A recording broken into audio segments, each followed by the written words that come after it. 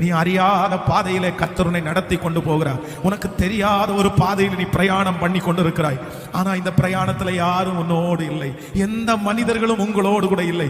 எல்லாரும் உங்களை கைவிட்டார்கள். உங்களுக்கு ஆதரவாய் இருந்த தகப்பன் தாய் ஆதரவு கொடுக்க முடியாத சூழ்நிலையிலே மாற்றப்பட்டார்கள். ஐயோ, எனக்கு தெரியாத ஒரு பாதை, தெரியாத ஒரு வேலை, இதுல நான் எப்படி மேற்கொள்ள போறேன், எப்படி இதை தனியா நான் தாண்ட போறேன். ஆனா கர்த்தர் வாக்கு கொடுக்கிறார், இல்ல இல்ல, உன் கரத்தை பிடித்திருக்கிற நான் யோசேப்பை அவன் அறியாத வழியிலே எப்படி நடத்தினேனோ, தெரியாத பாதையிலே எப்படி நடத்தினேனோ, முடியும் போது அவனுக்கு ஒரு பெரிய மகிமையை எகிப்தில கொடுத்த கர்த்தர் இன்றைக்கு உங்க கரத்தை பிடித்து வாக்கு கொடுக்கிறார். இந்த பாதையில இயேசு உங்களோடு இருக்கிறார், கர்த்தர் உங்களோடு இருக்கிறார். அவர் சொல்லுகிறார், இந்த பாதையில என்ன வந்தாலும் நான் பார்த்து கொள்ளுகிறேன், நான் உன்னோடு கூட இருப்பேன். எத்தனை பேர் இந்த பாதையில உங்களை கைவிட்டாலும் இயேசு இந்த பாதையிலே உங்களை கைவிட போவது இல்லை.